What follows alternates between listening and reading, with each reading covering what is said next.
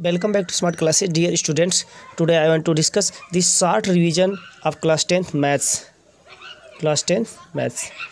सबसे पहले हम लेसन थर्ड पर चलते हैं और लेसन थर्ड में संगतता, रैखिक, कोई हल नहीं, उसके लिए शर्त है, उसको आप अच्छे से रिवीजन करिए। हमने पहले आपको डिटेल से बताया था, इसीलिए आप अच्छे से रिवीजन करें। आज 60 में जल्दी कुछ इंपॉर्टेंट चीज़ों को मैं बोल दे रहा हूँ, उसको आप अच्छे से रिवाइज करके और देख लेंगे। जैसे कि पहला नंबर, यदि कोई दो समीकरण दिया हो, a1x plus b1y plus c1 is equal to 0 and second equation a2x plus b2y plus c2 is equal to 0। Two equation are given, दो रैखिक समीकरण दिया हुआ है, तो ये इसके कोई हल ना होने का क्या शर्त है। पहले अद्वितीय से शुरू करते हैं। अद्वितीय हल होने का क्या शर्त है? यदि a1/a2 is not equal to b1/b2, if a1/a2 not equal to b1/b2, तो अद्वितीय हल होगा, यानी उसमें केवल एक हल होगा। अद्वितीय हल का मतलब क्या होता है, हमने पहले बताया। अद्वितीय हल मीन्स एक हल, तो ये ध्यान रखेंगे। अद्वितीय हल मीन्स एक हल होता है, यानी एक हल का शर्त आएगा तो इसको आप यूज करेंगे। इससे आप चेक भी कर सकते हैं कि कोई इक्वेशन दिया हुआ है तो उसका कैसा हल होगा। यदि हम a1/a2 और b1/b2 निकालें, दोनों इक्वल नहीं आया, तो कहेंगे उसका एक हल होगा। कभी कभी इसमें अद्वितीय हल होने के लिए के की वैल्यू रख करके और के की वैल्यू फाइंड करने के लिए भी बोलता है, तो उसे भी आप ध्यान से देख लेंगे।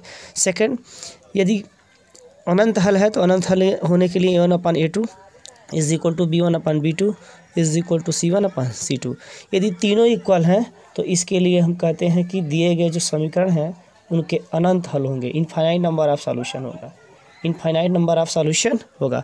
एक बात ध्यान और रखना है, जो अद्वितीय हल है इसको संगत भी बोलते हैं। ये संगत भी है, क्योंकि इसका हल निकल रहा इसलिए संगत है, और इसको एक और नाम से बोलते हैं स्वतंत्र। ये भी ध्यान रखिएगा, ठीक है। स्वतंत्र के लिए कंडीशन कहेगा तो उसके लिए भी फर्स्ट वाला ही यूज करेंगे, और संगत कहेगा तो भी फर्स्ट वाला यूज करेंगे, और सेकंड वाले को भी संगत के लिए यूज किया जा सकता है। तो संगत हल के लिए सेकंड को भी यूज किया जा सकता है और फर्स्ट को भी यूज किया जा सकता है। लेकिन यदि केवल स्वतंत्र दे तो स्वतंत्र के लिए केवल फर्स्ट को ही यूज करेंगे, ठीक है, ध्यान रखेंगे। थर्ड, कोई हल नहीं होगा। a1/a2 equal to b1/b2 not equal to c1/c2। यदि a1/a2 बराबर हो b1/b2 को but not equal to c1/c2, तब कोई हल नहीं होगा, कोई हल नहीं होगा, कोई हल नहीं हो, no solution. Linear equation have no solution. तो देयर आर थ्री कंडीशन, ये तीन कंडीशन है जिसे आप अच्छी तरह देख लेंगे, समझ लेंगे।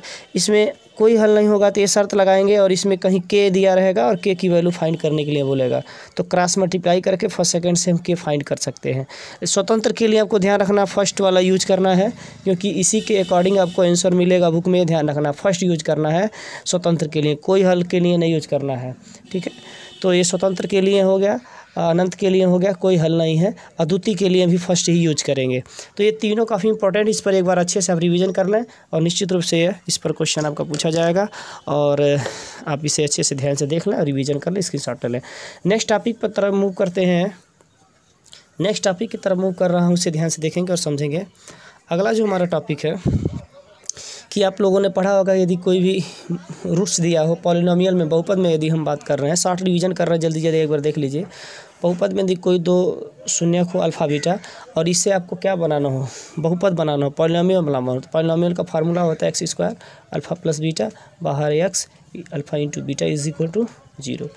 और यदि तीन मूल दिया हो अल्फा बीटा गामा, या इसे मूल कहे या शून्य कहे, ठीक है, तो रूट्स कर सकता है या जीरोज कर सकता है, रूट्स कर सकता है या जीरोज कर सकता है, शून्य भी कर सकता है और मूल भी कर सकता है। ध्यान रखेंगे, दोनों कहा जा सकता है, चाहे इसको शून्य कहिए या मूल कहिए।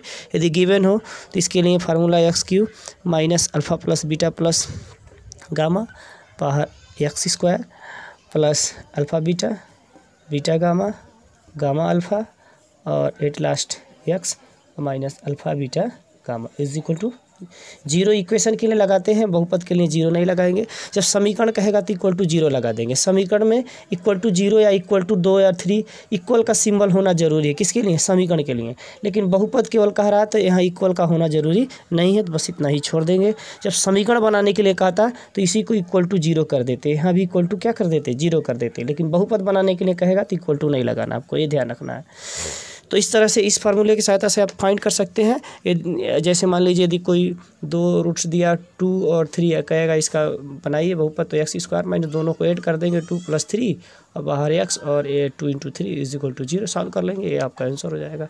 इसी तरह से कभी कभी डायरेक्ट ऐसा भी दे देता है कि अल्फ़ा प्लस बीटा योगफल 5 है और अल्फ़ा इंटू बीटा गुणनफल -6 है, तो आपको ऐड करने की ज़रूरत नहीं है। तब अल्फ़ा प्लस बीटा की जगह डायरेक्टली आप 5 रख देंगे और अल्फ़ा इंटू बीटा की जगह माइनस डायरेक्टली 6 रख देंगे, तब यहाँ ऐड करने की ज़रूरत नहीं है और रख करके सॉल्व कर लेंगे, वही आपका आंसर हो जाएगा। इसके अलावा आप सीधा 4 सूत्र आप जानते ही हैं, जब फैक्टर पढ़ेंगे तो सीधे 4 सूत्र आप जानते हैं। x बराबर -b plus -b square minus 4ac/2a। ये फार्मूला तब यूज करते हैं जब दिए गए जो हमारा पॉलिनोमियल है x square minus 5x plus 11, इस तरह का पॉलिनोमियल इसका फैक्टर नहीं पाया। 11 को आप फैक्टर करके 5 नहीं ला सकते, 11 का 11 × 1 करेंगे और 5 नहीं फाइंड किया जा सकता। तो इस तरह की इक्वेशन जिसमें आप फैक्टर करके इसको तोड़ करके मध्य पदों को स्प्लिट टर्म मध्य पदों को तोड़ करके आप सॉल्व नहीं कर सकते, उस कंडीशन में सिरदराचार्य सूत्र का इस्तेमाल किया जाता है, सिरदराचार्य सूत्र। और सिरदराचार्य सूत्र बहुत आसान, इसके आगे 1 है तो a = 1 हो जाएगा, b = -5 हो जाएगा और c = 11 हो जाएगा। फिर a b c का मान इसी फार्मूले में आप रख करके और इसे जो है लिख लेंगे। फार्मूला आपके सामने है -b plus -b square minus 4ac/2a। और जब इसे सॉल्व करेंगे तो एक बार प्लस लेंगे एक बार माइनस लेंगे, तो प्लस लेंगे तो ये वाला चिन्ह नहीं चेंज करते हैं, सिर्फ ये बीच वाला चिन्ह चेंज करते हैं। यदि प्लस लेंगे तो यहाँ प्लस हो जाएगा और √b स्क्वायर माइनस 4ac/2a हो जाएगा, और यदि माइनस लेंगे तो ये वाला चिन्ह ऐसे ही रहेगा, ये बीच वाला यहाँ माइनस हो जाएगा, b स्क्वायर माइनस 4ac/2a हो जाएगा। तो इस चीज़ को ध्यान रखना है, प्लस माइनस में क्या चीज़ें हैं इसको ध्यान रखना है। नेक्स्ट क्वेश्चन की तरफ मूव करते हैं। अगला यदि हम डिस्कस करना चाहते हैं तो इसके अलावा आप मध्य पदों को तोड़ करके आप फैक्टर करना आपको आता है, सीख लेंगे। बाकी बज्र गुणनखंड विधि, बज्र गुणनखंड, क्रॉस मल्टीप्लिकेशन मेथड जिसे बोलते हैं, विलोपन विधि, प्रतिस्थापन विधि, इन तीनों का हमने डिस्कस किया है। इसको एक बार जो है एक एक क्वेश्चन अच्छे से रिवाइज कर लेंगे, देख लेंगे, इसको लगा करके सॉल्व कर लेंगे।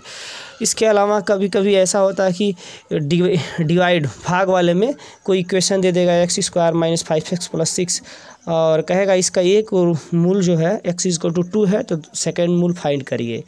तो x = 2 यदि एक इसका मूल है तो इसको आप ट्रांसफ़र करेंगे तो x - 2 हो जाएगा और x - 2 से इसको हम डिवाइड कर देंगे। तो x - 2 से जब इसको डिवाइड करेंगे तो जो हमारा भागफल आएगा वो सेकेंड रूट को दे देगा। तो ऐसा भी आप क्वेश्चन देख लेंगे, कभी कभी ऐसे दे देता है क्यूब करके दे देगा 5x square plus 6x plus 9 और इसमें 2 रूट्स दे देंगे, x बराबर 2 और x बराबर 5। कहेगा कि तीसरा रूट बताओ, तीसरा मूल बताओ, तीसरा शून्यक बताओ, कुछ भी हो सकता है, शून्यक मूल रूट सब एक ही नाम है। तो यहाँ से x - 2 और यहाँ से x - 5 ये दोनों पक्षांतर करके दोनों गुणा करा लेंगे तो x स्क्वायर माइनस 5 × 7x हो जाएगा, 5 × 2 = 10 हो जाएगा और इससे इसमें डिवाइड कर देंगे। डिवाइड करने के बाद जो आपका भागफल आएगा यदि वो एक ही घात का है तो उसको बराबर 0 कर देंगे तो एक मिल जाएगा। यदि 2 घात का भागफल आया तो उसको गुणनखंड कर लेंगे। हाँ, इससे भाग देने पर शून्य जरूर इसका शेषफल आएगा क्योंकि ये इससे भाग चला जाएगा और भागफल आपका आएगा, शेषफल शून्य आएगा और शेषफल शून्य आएगा। भागफल को हम लोग क्या करेंगे, गुणनखंड करके ट्रांसफ़र करके इक्वल 0 करके वहाँ से x की वैल्यू फाइंड कर लेंगे। तो इस तरह से क्वेश्चन को भी आप देख लेंगे, डिवीजन करने के लिए आपको आता ही है। इसके अलावा यदि मैं आगे बात करता हूँ बहुपद में तो आपको यह भी बता दिया हूँ कि यदि कोई ग्राफ दिया है और ये कितने जगह एक्स को काटता है और उसका शून्यक हो जाएगा। इसमें कितने जीरोज होंगे, 2 जीरोज, क्योंकि चूंकि ये 2 जगह कट कर रहा है इसलिए इसमें जीरोज कितने होंगे, 2। यदि 3 जगह कट करेगा तो इसमें जीरोज कितने हो जाएंगे, 3 हो जाएंगे। तो ये भी हमने पहले से ही बता दिया है और ऐसे भी बता दिया है कि x square plus bx plus c = 0 हो और इसमें अल्फ़ा 1/अल्फ़ा प्लस 1/बीटा का मान फाइंड करना, अल्फ़ा का क्यूब प्लस बीटा का क्यूब क्वेश्चन का आंसर फाइंड करना, ये हमने सिखाया बताया। तो इसे भी आप अच्छे से तरह से रिवीजन कर लेंगे और एक बार देख लेंगे। क्वेश्चन सारा देखेंगे और सारे सवाल को लगाते हैं, कोई क्वेश्चन छोड़ते नहीं है। कभी कभी का बहुपद देता है px बराबर easy question x square minus 5x plus 6 और कहेगा कि P2 निकालिए, यानी x बराबर 2 पर मान निकालिए। तो इसमें तो आसान है, 2 रख देंगे, 2 दूना 4 हो जाएगा, 5 दूना 10 हो जाएगा, 6 हो जाएगा, 6 4 10 10 उसमें 0 हो गया। ठीक, तो एक तो आसान है। जब कहेगा P2 निकालिए तो x की जगह 2 रख दीजिए। तो बहुपद का मान निकालना तो काफ़ी ईजी है, उसमें पूछेगा बहुपद का मान निकालिए तो बस बहुपद को जो दिया रहेगा 2 3 रख करके फाइंड कर लेंगे। तो इसके अलावा यदि हम फर्स्ट चैप्टर में बात करते हैं तो फर्स्ट चैप्टर में आप ध्यान से देख लीजिएगा, यूक्लिड विभाजन प्रमेयिका। यूक्लिड विभाजन प्रमेयिका, यूक्लिड विभाजन प्रमेयिका को आपको हमने बताया ही था पहले कि इम्पॉर्टेंट है। A is equal to B Q plus R, को पता है भाज्य बराबर भाजक गुणे भागफल प्लस से, भाज्य बराबर भाजक गुणे भाजक भाज्य, तो भाज्य बराबर भाजक गुणे भागफल प्लस शेषफल, ये आपको बताए हैं। ए बराबर बी क्यू प्लस आर, जहाँ आर की वैल्यू जो होती है वो 0 के बराबर हो सकती है, लेकिन बी से हमेशा छोटा होगा, बी से बड़ा नहीं होगा। इस चीज़ को ध्यान रखेंगे। एक कंडीशन भी पूछा जा सकता है कि ये आर जो शेषफल होगा वो बी के से छोटा होगा, जो ये हमारा भाजक है भाजक से क्या होगा, छोटा होगा और 0 के बराबर हो सकता है। अरे आप भाग देते हो, सपोज करो ये भाजक बी है, ये ए है, ये बी है और ये क्यू है और शेषफल आर मिला, तो जब डिवाइड करते हो तो ये रिमाइंडर इससे छोटा आना चाहिए कि नहीं आना चाहिए, आना चाहिए ना। शेषफल हमेशा बी से छोटा आएगा तो भाग नहीं जाएगा। यदि यहाँ पर 2 है, यहाँ पर 4 है, ये बड़ा है तो भाग जाएगा, लेकिन यदि यहाँ 2 है, यहाँ 1 है तो भाग नहीं जाएगा। तो यही चीज़, ये 0 भी आ सकता है, यानी ये बी से जो है आर हमेशा छोटा आता है। इस चीज़ को मैंने बताया और समझाया भी, आप ध्यान से देखेंगे और समझेंगे। इसके अलावा मैं आपको बताया था यूक्लिड विभाजन प्रमेयिका की सहायता से यूक्लिड विभाजन एल्गोरिथम, तो यूक्लिड विभाजन प्रमेयिका को ही जो है यूक्लिड विभाजन एल्गोरिथम का रूप दे दिया गया। जब लॉसो और मोसो ज्ञात करते हैं, लॉसो और मोसो, तो वहाँ यूक्लिड विभाजन प्रमेयिका का रूप कौन ले लिया, यूक्लिड विभाजन एल्गोरिथम ले लिया। अब उसका नाम बदल गया, यूक्लिड विभाजन एल्गोरिथम कह दिए। तो यूक्लिड विभाजन एल्गोरिथम प्रमेयिका का एक क्या है, कथन है, और उससे हम लॉसो और मोसो क्या करते हैं, फाइंड करते हैं। तो लॉसो मोसो निकालना आपको सिखाई है, महत्तम समवर्तक लघुत्तम समवर्तक, उसको एक बार रिवीजन कर लेंगे। और ऐसा क्वेश्चन जरूर देख लेंगे जो 65 और 117 का मौसा जो है 65 m माइनस 117 है के रूप में है, तो m का मान फाइंड करो। ऐसे क्वेश्चन 65 और 117 का मौसा इस रूप में है तो m का मान ज्ञात कीजिए। ठीक है, हम फाइंड करना रहेगा। तो इन दोनों का मौसा उसके बराबर कर दीजिए। इन दोनों का मौसा मान लो यहाँ 20 आ गया तो 20 इज इक्वल टू लिख देंगे 65 या माइनस 117, यहाँ से पक्षांतर करके m की वैल्यू फाइंड कर लेंगे। इस तरह से क्वेश्चन या एक्स वाई तरह से क्वेश्चन निकालने के लिए भी फाइंड कर लेंगे। कुछ इबारती क्वेश्चन भी उनको भी आप अच्छे से देख लेंगे। और फिर फ्रैक्शन नंबर जो हमारा डेसिमल एक्सपेंशन है, इसको कैसे रेशनल नंबर में बदलते हैं, 0.1, 3, 4, ये सब हमने बताया है। इसको भी आप एक बार रिवाइज कर लेंगे और एक बार अच्छे से ध्यान से देख लेंगे और सवाल लगा कर रिवीजन करेंगे। इसके अलावा सिद्ध कीजिए कि √3 अपरिमेय संख्या, √5 अपरिमेय संख्या, √9 अपरिमेय संख्या, तो इसके लिए भी हमने बताया है और बहुत सारे रूल बताए हैं, उसको आपको ध्यान से देख लेना है। √3 + 2 अपरिमेय संख्या कैसे सिद्ध करेंगे, तो सारे के सारे हमने रिवीजन किया है और आपको कराए हैं, आप तैयार भी किए हैं और बहुत आसानी से आप कर लेंगे। इसके अलावा शांत अशांत बताने के लिए आपको बताएंगे 2 के पावर n 5 के पावर n के रूप में यदि है तो शांत है, और यदि इस रूप में नहीं है तो शांत नहीं होगा। यानी जिसका हर इस रूप में होगा तो वो क्या हो जाएगा, शांत, और यदि इस रूप में नहीं है तो अशांत हो जाएगा। तो इस बात को ध्यान रखना है। शांत अशांत आपको पहचानना बड़ा इजी आता है। बताएं केवल 2 और 5 हो, यदि 1/2 लिखें तो कहेंगे शांत है, 1/2 गुणे 3 लिखेंगे तो कहेंगे अशांत है, क्योंकि इसमें 3 आ गया ना। 5 और 2 ही केवल रहना चाहिए। ये दोनों में से कोई अकेला भी हो सकता है, लेकिन 2, 5 के अलावा कोई और हो जाएगा तो अशांत हो जाएगा।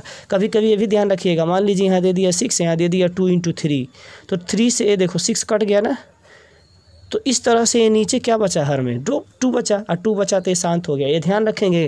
जैसे ये 7/5 × 2 लिखा हो और कहीं यहाँ पर 14 लिखा हो, आप सोचेंगे सर बताए कि 2 और 5 आना चाहिए, तो यहाँ 7 आ गया तो ये अशांत हो जाएगा। अशांत नहीं है, शांत है, क्योंकि 7 से 14 कट जाएगा। जब 7 से 14 कट जाएगा तो यहाँ 7 कहाँ रह जाएगा, नहीं रह जाएगा ना, इसीलिए ये शांत है, अशांत नहीं है। ये क्या है, शांत है, क्योंकि 7 कैंसिल हो गया। तो उसको भी आप ध्यान रखेंगे कि कट तो नहीं रहा कहीं, यदि कट गया तो शांत है। ठीक है, नीचे केवल यही दोनों होना चाहिए और ऊपर देख लीजिएगा, यदि 7 नहीं कटता तो अशांत हो जाता। ठीक, तो इस बात को आपको पहले ही बताएं कि 2 के पावर 5 2 के पावर m × 2 के पावर n के रूप में है। बस लिखना आपको कैसे है कि ये दिया गया एक्सपेंशन 2 के पावर m और 2 के पावर n के रूप में, इसीलिए शांत है, इसके रूप में नहीं है तो अशांत है। बिना विभाजन प्रक्रिया से पूछेगा तो बस। और भी छोटे छोटे सवाल हैं, इबारती क्वेश्चन है, उसको भी रिवीजन कर लेंगे। फिर बहुपद में रैखिक समीकरण में बहुत सारे सवाल हैं, जैसे आपका त्रिभुज, किसी चतुर्भुज के चारों कोणों का योग x + 2, x + 5, x + 6, x + 7 हो तो चतुर्भुज के एंगल को ज्ञात कीजिए, प्रत्येक एंगल को ज्ञात कीजिए। फिर त्रिभुज में कि एक त्रिभुज का कोण दूसरे कोण से 2 गुना, तीसरे से 3 गुना हो तो इस त्रिभुज का कोण ज्ञात कीजिए। इस तरह का क्वेश्चन देख लीजिएगा। आयु पर सवाल देख लीजिएगा, as per, as per Mohan का आयु सोहन का आयु का 3 गुना हो तो उस मोहन का सोहन की आयु ज्ञात कीजिए। इस पर क्वेश्चन देख लीजिएगा। तो संख्या पर सवाल देख लीजिएगा कि कोई एक संख्या इकाई का अंक, दहाई का अंक का 2 गुना, दहाई का अंक 3 गुना हो तो उस पर आप अच्छे से रिवीजन कर लीजिए। बस यही सारा है, हमने बता दिया, आप ध्यान से रिवीजन करिए। आज के लिए बस इतना, और पूरी लगन, और शाम का पूरा समय है और सुबह का भी टाइम है, तो इसीलिए पूरा समय आप सदुपयोग करें। बार बार सवाल को लगाएं और लगा करके नक के ना लगाएं, बिना देखे लगाएं, और फिर उत्तर की जांच करें कि सही हो रहा है कि नहीं हो रहा है। ऐसे करने से आपका कॉन्फिडेंस बढ़ेगा और आप लगाने लगेंगे और आप अच्छा नंबर गेन कर सकेंगे। तो आज के लिए बस इतना, धन्यवाद।